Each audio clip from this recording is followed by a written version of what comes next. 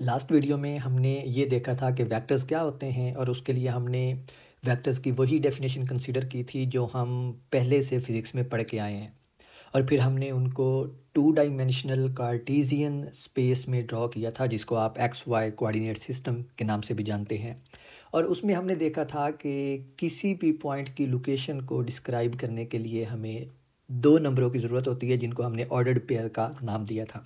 अगर आपको याद नहीं है तो let me go up and show you कि हमने यहाँ पे वो काम किया था कि अगर ये कोई पॉइंट पी है और इसको हमने इस एक्स वाई कोऑर्डिनेट सिस्टम में इसकी पोजीशन को लोकेट करना है, तो हमें इस ऑर्डर्ड पेयर की ज़रूरत है, जो हमें ये बताता था कि हमें एक्स एक्सेस की जानिब ए डिस्टेंस कवर करना होगा और वाई एक्सेस की जानिब बी डिस्टेंस कवर करना होगा, तो हम इस पॉइंट पी पे पहुंच जाएंगे। यानी इस पॉइंट पी की लोकेशन को हम इस ordered pair of real number से डिस्क्राइब कर सकते हैं। और फिर हमने इनके लिए एक नई नोटेशन लिखी थी, और वो नोटेशन थी ये मैट्रिसेस की, कि कोई भी वेक्टर जो है जो इस पॉइंट पी को ओरिजिन से मिलाता है, उसको एक्चुअली हम इस मैट्रिक्स की फॉर्म में लिख सकते हैं, जो कि एक कॉलम मैट्रिक्स है। और फिर मैंने ये कहा था कि यही कॉलम मैट्रिसेस जो हैं यही वेक्टर्स होते हैं।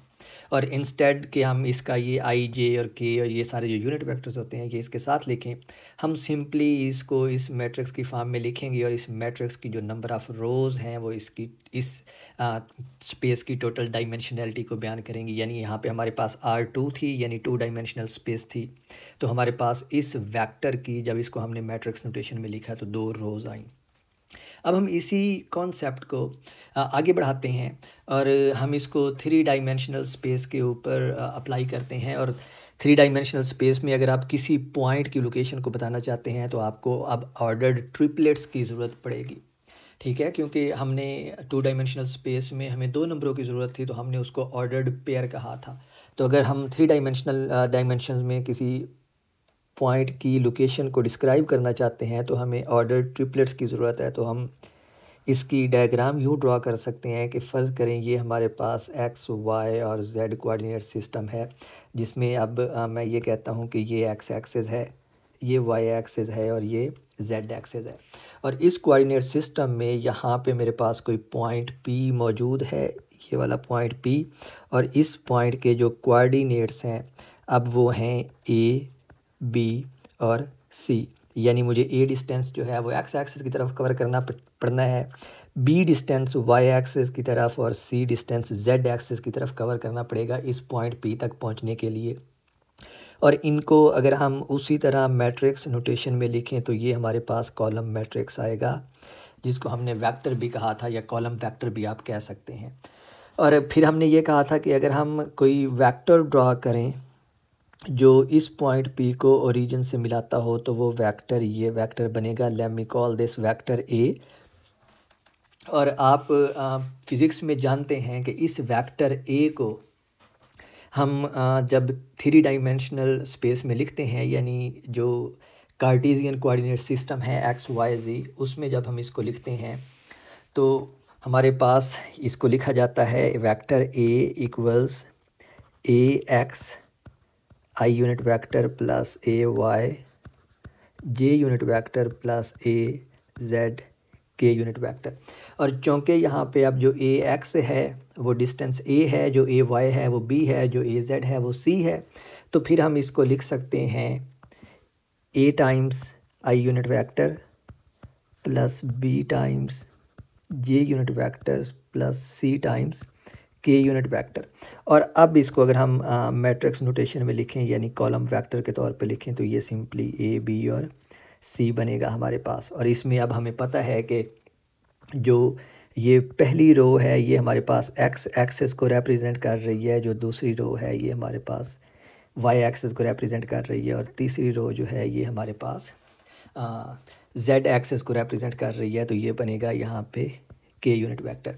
और इसको अगर आप इस डायग्राम में जो मैंने यहाँ पे ड्रॉ की है इस डायग्राम में दिखाना चाहें तो आप इसको यूँ दिखा सकते हैं कि हम यहाँ से इसकी प्रोजेक्शन ड्रॉ करेंगे इस पॉइंट पी की इस एक्स वाई प्लेन के अंदर, और फ़र्ज़ करें कि ये एक्स वाई प्लेन में इस पॉइंट पे है। तो इस पॉइंट के ऊपर अब हम इसके कोऑर्डिनेट्स शो कर सकते हैं कि ये कितना डिस्टेंस एक्स एक्सिस की तरफ है, कितना डिस्टेंस वाई एक्सिस की तरफ और कितना डिस्टेंस जेड एक्सिस की तरफ है। तो ये लाइन थोड़ी सी स्ट्रेट नहीं है, let me actually make it straight. तो ये अगर इसको मैं थोड़ा सा स्ट्रेट करूँ तो ये बनेगी। तो अब ये स्ट्रेट है। तो इस पॉइंट की अब हमने लोकेशन बतानी है और वो आप लाइंस ड्रा करके दिखा सकते हैं कि एक्स एक्सिस के नाम कितना फ़ासला है, वाई एक्सिस के नाम कितना फ़ासला है और जेड एक्सिस के नाम कितना फ़ासला है। और वो आप यूँ कर सकते हैं कि इस पॉइंट को आप जब एक एक्स एक्सिस के पैरेलल लाइन ड्रा करेंगे, फिर एक लाइन आप वाई एक्सिस के पैरेलल ड्रा करेंगे, तो ये हमारे पास इसका डिस्टेंस आ गया है अलॉन्ग एक्स एक्सिस और अलॉन्ग वाई एक्सिस। आप इधर से देख सकते हैं कि चूँकि जो ये वाला डिस्टेंस है, ये वाला डिस्टेंस एक्स एक्सिस की तरफ है, तो ये डिस्टेंस हमारे पास ए है, ये डिस्टेंस हमारे पास बी है क्योंकि ये वाई एक्सिस की तरफ है, और ये वाला डिस्टेंस जो है, ये जो यहाँ पे मैंने दिखाया है ये वाला डिस्टेंस, ये डिस्टेंस हमारे पास सी है क्योंकि ये जेड एक्सिस के अलॉन्ग है। तो अब हम यहाँ से देख सकते हैं कि अगर हमें इस पॉइंट P तक पहुंचना था तो हम पहले क्या करेंगे, पहले हम एक्स एक्सिस के अलॉन्ग ये वाला फासला कवर करेंगे, यानी ये ओरिजिन है जहां से हम चले हैं इस पॉइंट से। तो इस पॉइंट से हम इस एक्स एक्सिस के अलॉन्ग ये वाला फासला कवर करेंगे जिसको मैंने ए कहा है। तो ये फासला हमारे पास ए है। उसके बाद जब हम इस पॉइंट पे पहुंच जाएंगे तो इधर से हम जाएंगे वाई एक्सिस की तरफ, डिस्टेंस बी कवर करके इस पॉइंट पे पहुंचेंगे, और इस पॉइंट पे अब हमें ऊपर थर्ड डायमेंशन में सी फासला कवर करना पड़ेगा इस पॉइंट पी तक पहुंचने के लिए। और यही काम बिल्कुल आप देखें कि ये वेक्टर कर रहा है, और ये दरअसल जो मैंने ये चीज़ें ड्रॉ की हैं ये इसी वेक्टर के ये वाले कंपोनेंट्स हैं, ए एक्स, ए वाई और ए जेड। तो आप किसी भी पॉइंट की लोकेशन को ट्रेस कर सकते हैं 3 डायमेंशंस में 3 नंबरों से, जिनको ऑर्डर्ड ट्रिपलेट कहा जाता है। अब चूँकि हमारे पास एक तसलसल सा बन रहा है कि हमने 2 डायमेंशन में हमें 2 नंबरों की ज़रूरत थी, 3 डायमेंशन में हमें 3 नंबर्स की ज़रूरत थी, तो अब हम हायर डायमेंशंस में भी जा सकते हैं। एटलीस्ट अगर हम उसको फ़िज़िकली रिप्रेजेंट नहीं कर सकते पेज पे, तो मैथमेटिकली हम सोच ज़रूर सकते हैं कि एक चीज़ जो 1 डायमेंशन में है, फिर 2 डायमेंशन में, फिर 3 में, ऑफ़ कोर्स उसके ऊपर कोई रिस्ट्रिक्शन नहीं होनी चाहिए हायर डायमेंशन की। तो इसका मतलब है कि हम कोई वेक्टर स्पेस इमेजिन कर सकते हैं जो हमारे पास r पावर n हो, यानी n डायमेंशनल वेक्टर स्पेस हो जिसके एलिमेंट्स जो हैं वो वेक्टर्स हों और उन वेक्टर्स के जो कंपोनेंट्स हैं वो सारे के सारे रियल नंबर हों। तो r पावर n जो है ये एक n डायमेंशनल वेक्टर स्पेस है जिसके जो वेक्टर्स हैं उनकी जो डायमेंशंस हैं वो n हैं, यानी इस स्पेस के अंदर हर वेक्टर जो मौजूद है वो n डायमेंशनल है, विच मीन्स कि अगर हम उसको मैट्रिक्स रिप्रेजेंटेशन में शो करें तो जो कॉलम मैट्रिक्स बनेगा उसकी टोटल n रोज़ होंगी। तो इसमें अगर हम इसको दिखाना चाहें तो फ़र्ज़ करें कि हमारे पास एक वेक्टर v है इस n डायमेंशनल स्पेस में, तो अब हम उसको ऐसे रिप्रेजेंट करेंगे कि उसके जो एलिमेंट्स हैं वो हैं v1, v2 up to vn। और अगर हम इसकी कोई और मिसाल देना चाहें in terms of real numbers तो हम यूँ कह सकते हैं कि फ़र्ज़ करें हमारे पास इस n डायमेंशनल स्पेस में एक वेक्टर u है और जिसके एलिमेंट्स हैं 2, 1, 9, -2 अप टू 11। तो अब आप देख सकते हैं कि 11 जो है वो इस वेक्टर का लास्ट एलिमेंट है, और चूँकि हम कह रहे हैं कि ये n डायमेंशनल स्पेस है तो जो इस वेक्टर u का nth कंपोनेंट है उसकी वैल्यू क्या होगी हमारे पास, ये वाली। तो 11 इज़, तो ये जो 11 है या 11 है ये इस वेक्टर u के nth कंपोनेंट की वैल्यू है क्योंकि ये n डायमेंशनल स्पेस है। अब अगर हम इसको मैथमेटिकल नोटेशन में लिखें तो हमारे पास जो ये n डायमेंशनल स्पेस है ये कुछ इस तरह बनेगी कि हमारे पास r पावर n, जिसको हम सेट की फॉर्म में लिख रहे थे, वो यूँ बनेगी कि फ़र्ज़ करो जो पहला वेक्टर है इसके अंदर उसके कुछ एलिमेंट्स हैं, let me take it 1, -2 up to 3। अच्छा, ये जो -2 और 3 है इनके दरमियान में जो एलिमेंट्स हैं वो कुछ भी वैल्यू ले सकते हैं, ये बस मैं अपनी तरफ से लिख रहा हूँ आपको समझाने की खातिर। तो जो दूसरा वेक्टर है उसकी वैल्यूज़ हैं फ़र्ज़ करें 11, 3 अप टू 100, और फिर जो इसका लास्ट वेक्टर है उसकी वैल्यूज़ हैं 5, -9 अप टू 20। तो ये हमारे पास वेक्टर स्पेस है। और अब आप ये जो वेक्टर्स हैं जो n डायमेंशनल वेक्टर्स हैं इनको आप सिंपली नाम दे सकते हैं। लेट्स से कि ये इनको सिंपली अगर हम नाम दें तो वो हैं जो पहला वेक्टर है वो v1 है, जो दूसरा वेक्टर है ये v2 है, जो तीसरा वेक्टर है वो v3 है, और इसी तरह हमारे पास जो लास्ट पे है वो nth वेक्टर है। सही है। तो ये हमारे ये टोटल इसके एलिमेंट्स हैं। ये आपने याद रखना है कि ये जो वेक्टर मैंने रिप्रेजेंट किए हैं, जो इस स्पेस के एलिमेंट्स हैं या अरकान हैं या मेंबर्स हैं, ये टोटल n है। इसमें n जो है, इस n का कोई लेना देना नहीं है इन वेक्टर्स की डायमेंशनैलिटी से कि हर वेक्टर जो इस स्पेस का मेंबर है उसके टोटल n कंपोनेंट्स हैं। ये n कुछ भी हो सकता है, ये 100 हो सकता है, 200 हो सकता है, 1000 हो सकता है। मैंने लास्ट वीडियो में आपको बताया था कि जो भी हमारे पास कोई वेक्टर स्पेस होती है उसको कुछ रूल्स भी फॉलो करने होते हैं, जो रूल्स हम आगे चल के पढ़ेंगे। ठीक है। तो ये n जो हैं ये कोई भी वैल्यू हो सकती है। इस केस में ये 10, 15, 20, 100, और अगर इन वेक्टर्स को एक स्पेस बनानी है तो इनको फिर सर्टेन प्रॉपर्टीज सेटिस्फाई करना होंगी, जो आगे चल के हम पढ़ेंगे। तो इस वक्त तक हमारे पास जो ये सारे एलिमेंट्स हैं इस स्पेस के, ये v1, v2, v3 up to vn, ये सारे एलिमेंट्स जो हैं इन सब की n रियल एंट्रीज हैं। अब अगर आप इस वेक्टर स्पेस के अंदर कोई से दो वेक्टर लेते हैं और उनका आप सम लेना चाहते हैं, तो वो हमारे पास सिंपली वैसे ही ऐड होंगे जैसे आप 2 या 3 डायमेंशनल स्पेस में वेक्टर्स को ऐड करते हैं। तो हम फ़र्ज़ करते हैं कि हमारे पास कोई वेक्टर u है इन n डायमेंशनल स्पेस के अंदर, यानी इन Rn इफ़ u इक्वल्स, हमारे पास इसके कुछ एलिमेंट्स हैं और वो हैं u1, u2 up to un, और एक और वेक्टर है इसी स्पेस का जो मेंबर है और उसको हम कहते हैं वेक्टर v, और उसके जो एलिमेंट्स हैं वो हैं हमारे पास v1, v2 up to vn। और हम अगर कैलकुलेट करना चाहते हैं इनका सम, तो हमारे पास जो u प्लस v आएगा वो सिंपली क्या हो जाएगा, u1 प्लस v1, दोनों को आप ऐड कर देंगे तो जो पहला मेंबर बनेगा वो u1 प्लस v1 होगा, जो दूसरा होगा वो u2 प्लस v2 होगा, up to finally un plus vn। तो कहने का मतलब ये है कि जो एडिशन और सब्ट्रैक्शन और इस तरह के बाकी रूल्स हैं वो बिल्कुल वैसे ही फॉलो होंगे जैसे आप सिंपली वेक्टर्स के दरमियान, यानी कि कोई से दो वेक्टर्स को ऐड करने के लिए करते हैं।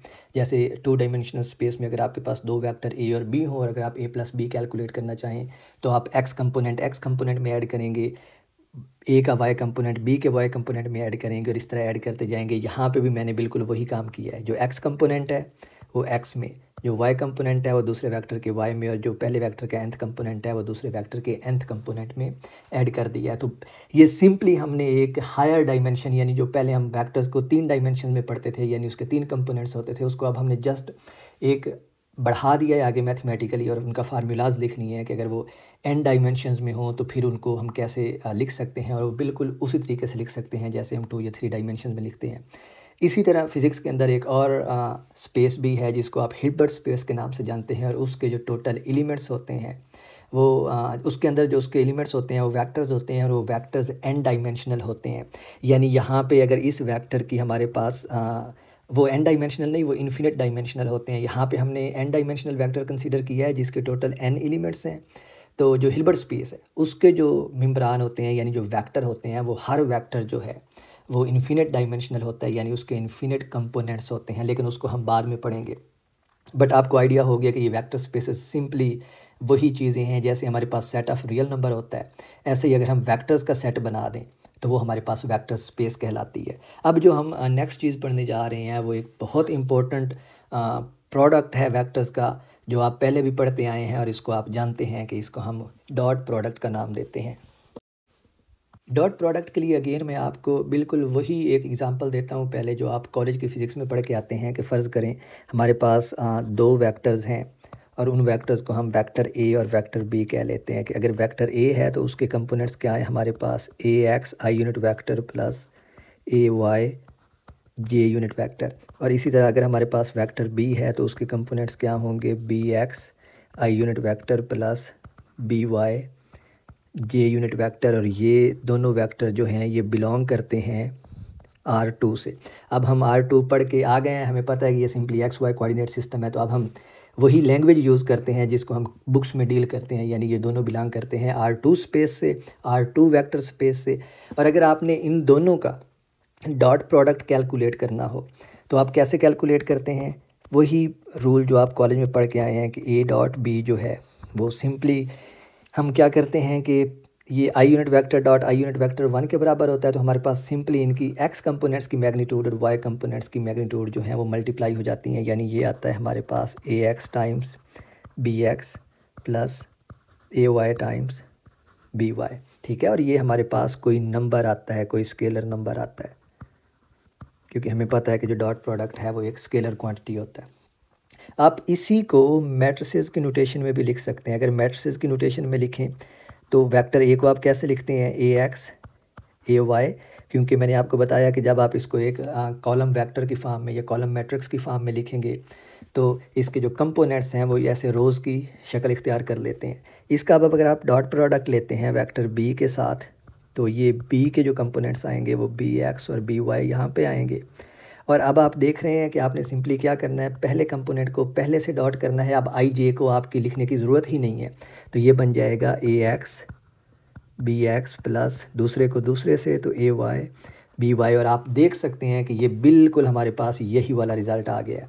सही है, तो वो जो आई जे और के या यूनिट वेक्टर्स की जो झंझट होता है उसमें पढ़ने की ज़रूरत ही नहीं है। अब अगर हम इसी डॉट प्रोडक्ट को n डायमेंशंस में यानी r पावर n में लेके जाएं, यहाँ पे हमारे पास ये R2 थी, अगर मैं इसको Rn में लेके जाता हूँ तो फिर हमें क्या करना पड़ेगा? अब हमें ये करना पड़ेगा कि लेट, हम आगे एक और एग्जांपल लेते हैं कि let u be equal to, अब कॉलम वेक्टर्स की फॉर्म में लिखते हैं तो ये इसके जो एलिमेंट्स हैं इस वेक्टर के वो हैं u1 u2 up to un। और सिमिलरली जो वेक्टर v के एलिमेंट्स बनेंगे वो हमारे पास आएंगे v1 v2 up to vn। और ये अब दोनों बिलोंग करते हैं r पावर n से, n डायमेंशनल स्पेस से। और आप देख सकते हैं कि हम n की कोई भी वैल्यू यहाँ पे सब्सटीट्यूट करके, अगर 2 सब्सटीट्यूट करें तो ये एक्स वाई कोऑर्डिनेट सिस्टम बन जाएगा, 3 सब्सटीट्यूट करेंगे तो एक्स वाई जी कोऑर्डिनेट सिस्टम बन जाएगा। तो it's a more easy general formula कि इसमें हम n की वैल्यू सब्सटीट्यूट करें तो हमारे पास डायमेंशनैलिटी आ जाएगी स्पेस की। और बिल्कुल अब देखें, अगर मैंने अब u डॉट वी कैलकुलेट करना है, यहाँ पे अगर मैं कैलकुलेट करना चाहता हूँ u डॉट वी, तो बिल्कुल जो काम मैंने यहाँ पे किया है ये वेक्टर a और b के साथ, यही काम मैं इनके साथ भी कर सकता हूँ। तो डॉट प्रोडक्ट इनका कैसे आएगा? u1 v1 plus u2 v2, बिल्कुल इस तरह। तो ये मेरे पास इनका जो डॉट प्रोडक्ट आएगा वो आएगा u1 v1 plus u2 v2 plus up to so on plus un vn। और ये अगेन मेरे पास क्या आएगा? एक स्केलर नंबर आएगा, क्योंकि डॉट प्रोडक्ट जब भी हम लेते हैं तो हमारे पास एक स्केलर नंबर आता है। अगर आपको यहाँ पे इसमें कोई कन्फ्यूजन हो रही है तो हम R3 की एक एग्ज़ाम्पल ले लेते हैं, बाकायदा न्यूमेरिकल वैल्यूज़ लेके कि R3 जो है उस स्पेस में हमारे पास 2 वेक्टर्स हैं, उन वेक्टर्स को मैं u और v ही कह लेता हूँ। तो जो u के एलिमेंट्स हैं उनकी वैल्यूज़ हैं -3 1 7, और जो v के एलिमेंट्स हैं उनकी वैल्यूज़ हैं मेरे पास 9 2 -4। और मैं कैलकुलेट करना चाहता हूँ u डॉट v, तो ये किसके इक्वल होगा? तो u डॉट v जो है आप उसको बिल्कुल इसी तरीके से कैलकुलेट कर सकते हैं जैसे मैंने ऊपर आपको बताया है कि ये बन जाएगा 317 डॉटेड विद 9 2 -4। अब आपको अंदाज़ा हो रहा होगा कि ये है वही पुरानी चीज़, बस हम उनको मैट्रिसेस की फॉर्म में देख रहे हैं, यानी एक नई लैंग्वेज और नई टर्मिनोलॉजी हमने उनको दे दी है। तो ये बन जाएगा हमारे पास -3 टाइम्स 9 -27 प्लस 2 प्लस -28। तो ये आप ऐड करेंगे तो हमारे पास जो आंसर आता है वो -53 है, जो कि एक स्केलर नंबर है। और यही हमें पता है कि जब भी हम डॉट प्रोडक्ट लेते हैं 2 वेक्टर्स का तो हमारे पास जो रिज़ल्ट है वो एक स्केलर क्वांटिटी आती है।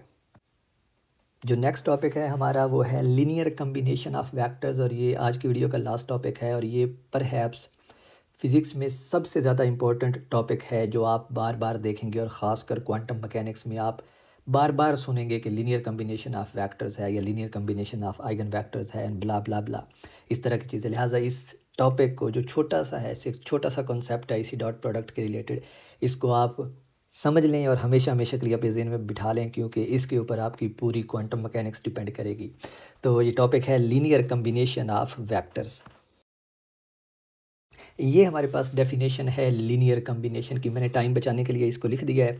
और ये डेफिनेशन ये है कि फ़र्ज़ करें कि हमारे पास v1 v2 v3 up to vn जो हैं ये हमारे पास n डायमेंशनल स्पेस में वेक्टर्स हैं और k हमारे पास कोई स्केलर हैं। तो अगर हम इन स्केलर्स का इन वेक्टर्स के साथ डॉट प्रोडक्ट लें तो हमारे पास ये वाला रिज़ल्ट जो आता है ये लीनियर कम्बिनेशन ऑफ वेक्टर्स कहलाता है। अब यहाँ पे आप लोग यकीनन कंफ्यूज होंगे कि डॉट प्रोडक्ट जो है वो वेक्टर्स के साथ होता है, तो मैं यहाँ पे स्केलर्स के साथ डॉट प्रोडक्ट कैसे ले रहा हूँ। तो मैं बिल्कुल स्केलर्स के साथ डॉट प्रोडक्ट नहीं ले रहा। जो काम यहाँ पे हो रहा है वो ये हो रहा है कि मैं किसी स्केलर को लेता हूँ, उसको पहले वेक्टर से मल्टीप्लाई करता हूँ, फिर किसी दूसरे स्केलर को लेता हूँ, उसको दूसरे वेक्टर से मल्टीप्लाई करता हूँ और उन सब को ऐड करता जाता हूँ। तो जो असल में ये हमारे पास लीनियर कम्बिनेशन है, ये जो लीनियर कम्बिनेशन है इसको मैं LC लिखता हूँ अब, कि चलें इसको हम लीनियर कॉम्बिनेशन ही लिखते हैं। तो ये जो लीनियर कॉम्बिनेशन है ये असल में है स्केलर मल्टीप्लिकेशन, जिसको हमने पहले पढ़ा हुआ है, scalar multiplication plus vector addition. तो ये असल में काम हो रहा है इसमें। मैं स्केलर्स को मल्टीप्लाई नहीं कर रहा, इन स्केलर्स को जो k1 k2 up to kn मैंने लिखे हैं। मैं सिंपली क्या कर रहा हूँ कि इस वेक्टर स्पेस में पहले वेक्टर को लेता हूँ, उसको एक स्केलर से मल्टीप्लाई करता हूँ, फिर दूसरे वेक्टर को लेता हूँ v2 को, उसको एक और स्केलर से मल्टीप्लाई करता हूँ और इसी तरह मैं सारे वेक्टर्स को सारे स्केलर से मल्टीप्लाई करता जाता हूँ और उन सब को मैं ऐड कर देता हूँ। और ये रिज़ल्ट जो है, ये वाला रिज़ल्ट जो है, ये बिल्कुल ऐसा ही रिज़ल्ट है जैसे हम ऊपर ये डॉट प्रोडक्ट लिख के आए हैं, ये वाला, ठीक है। इसलिए इसको हमने इस फॉर्म में लिखा है आसान से फार्मूला में, लेकिन आपने इसको कंफ्यूज नहीं करना कि हम यहाँ पे स्केलर और वेक्टर को मल्टीप्लाई कर रहे हैं। नहीं, हम स्केलर और वेक्टर को मल्टीप्लाई नहीं कर रहे, बल्कि हम सिंपली क्या कर रहे हैं कि उस वेक्टर स्पेस के अंदर जितने भी वेक्टर मौजूद हैं उन सब को किसी मुख्तलिफ स्केलर से मल्टीप्लाई करते हैं और फिर उन सारे वेक्टर्स को ऐड कर देते हैं। Let me actually right it in this way for you, कि हमारे पास जो वेक्टर स्पेस थी जो r⁻n थी, उसको मैंने ऊपर इस तरह लिखा था कि इसके अंदर एक वेक्टर मौजूद है v1, इसके अंदर दूसरा वेक्टर मौजूद है v2 अप टू इसके अंदर nth वेक्टर जो है वो vn है। और ये जो सारे v1 v2 v up to vn हैं ये सारे n डायमेंशनल वेक्टर हैं। सही है।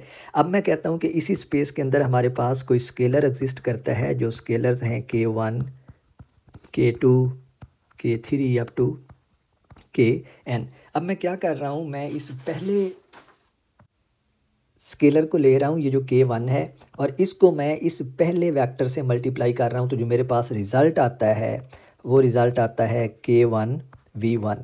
फिर मैं इस दूसरे स्केलर को ले रहा हूँ k2 को, किसी नंबर को, और उसको दूसरे वेक्टर से मल्टीप्लाई करता हूँ और जो मेरे पास रिज़ल्ट आता है वो आता है k2 v2 और मैं इनको ऐड कर देता हूँ। और फिर मैं इसी तरह इन सारे वेक्टर्स को स्केलर से मल्टीप्लाई करता हूँ और उनको ऐड करता जाता हूँ। तो जो आखिरी टर्म मेरे पास आती है वो आती है kn vn। और ये जो मेरे पास रिज़ल्ट आया है इसको मैंने लीनियर कम्बिनेशन ऑफ वेक्टर्स कहा है। आप देख सकते हैं कि ये अब भी सारे वेक्टर्स हैं, क्योंकि आप किसी स्केलर को किसी वेक्टर से मल्टीप्लाई करते हैं तो उसकी मैग्नीट्यूड चेंज होती है, वो रहता वेक्टर ही है, डायरेक्शन उसकी चेंज नहीं होती। तो ये सारा जो रिज़ल्ट है ये सारा अब भी मेरे पास एक वेक्टर ही है और इस वेक्टर को बेशक आप कोई नाम दे लें, लेट्स से कि ये हमारे पास कोई वेक्टर ये सिंबल के साथ आ जाता है जिसको आप जीटा कहते हैं या एक्साई कहते हैं, ठीक है। तो हमारे पास जो लीनियर कम्बिनेशन है, लीनियर कम्बिनेशन ऑफ वेक्टर्स, वो सिंपली यहाँ पे यूँ लगता है कि हमने उसको क्या किया है, डॉट प्रोडक्ट किया है, लेकिन असल में ये है क्या, linear combination scalar multiplication plus vector addition. और ये भी आप पहले एफएससी में करके आए हैं। मैं अभी आपको एग्जांपल दे के दिखाता हूँ कि आप कैसे इसको एफएससी में ही करके आए हैं और इसका क्या मतलब है। लेकिन उससे पहले मैं क्विकली एक और एग्जांपल ले लूँ और उस एग्जांपल में फ़र्ज़ करें कि हमारे पास दो वेक्टर्स हैं u और v, और अब मैं ये थ्री डायमेंशनल स्पेस की ही आपको मिसाल देता हूँ कि हमारे पास दो वेक्टर्स हैं, वेक्टर u और इसके जो कंपोनेंट्स हैं वो हैं हमारे पास -3 और 1, ये हमारे पास R2 स्पेस है। और फिर एक और वेक्टर है इसी स्पेस के अंदर जिसको मैंने v से रिप्रेजेंट किया है और इसके जो एलिमेंट्स हैं वो हैं 1 और 3। सही है। और अब आपको याद होना चाहिए कि ये जो पहला एलिमेंट है इस स्पेस के अंदर ये आई यूनिट वेक्टर को रिप्रेजेंट करता है, जो दूसरा एलिमेंट है ये जे यूनिट वेक्टर को रिप्रेजेंट करता है। तो इनका लीनियर कम्बिनेशन अगर आपने बनाना है, फ़र्ज़ करो मैं आपको कहता हूँ कि आप फाइंड करें 2u + 3v, ये आपने फाइंड करना है। तो क्या आप इस तरह की चीज़ पहले करके नहीं आए जब आप किसी वेक्टर को लेके स्केलर से मल्टीप्लाई करते थे फिर किसी और वेक्टर में ऐड कर देते थे? बिल्कुल इसी चीज़ के लिए जो नई टर्मिनोलॉजी यूज़ हो रही है वो टर्मिनोलॉजी है लीनियर कम्बिनेशन ऑफ वेक्टर्स। तो अब आपको अगर 2u + 3v चाहिए तो आप क्या करेंगे? आप सिंपली u को 2 से मल्टीप्लाई करेंगे, 2u + 3v किसके इक्वल आएगा? 2 टाइम्स u जो कि है -3 1 + 3 टाइम्स v जो कि है हमारे पास 1 और 3। तो आप इनको ऐड कर देंगे तो ये बन जाएगा, 2 को -3 से मल्टीप्लाई करेंगे तो ये बनेगा -6 और 2, तो ये हमारे पास 2u का रिज़ल्ट आ गया प्लस 3v का रिज़ल्ट जो है वो आएगा 3 और 9। और अब आप इनको ऐड कर देंगे तो ये बन जाएगा -6 + 3 -3 और 2 + 9 11। तो ये आपके पास अगेन एक रिज़ल्ट आ गया है जो लीनियर कम्बिनेशन है, linear combination of 2u + 3v। तो आपने लीनियर कम्बिनेशन भी पहले पढ़े हुए हैं, ठीक है। It's just new terminology. तो अगर आप इस वक्त तक देखें तो हमने जितनी भी एग्जांपल्स ली हैं या जितने भी टॉपिक्स पढ़े हैं वो सारे आपने पहले पढ़े हुए हैं, बस नाम नए हैं उनके, टर्मिनोलॉजी नहीं है। तो आपको सिर्फ टर्मिनोलॉजी सीखनी है, बाकी सारी चीज़ें आपने पढ़ी हुई हैं। अब मैं आपको एक एग्जांपल देता हूँ, वो फेमस एग्जांपल जो आप पढ़ के आए हैं पहले ही एफएससी के अंदर।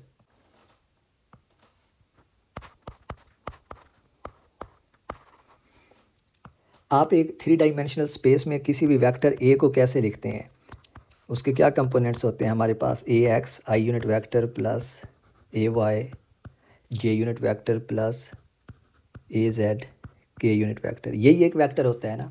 और इसको आप कैसे रिप्रेजेंट करते हैं 3 डायमेंशनल स्पेस में कि हमारे पास एक्स एक्सिस है, वाई एक्सिस है और फिर हमारे पास जेड एक्सिस होता है।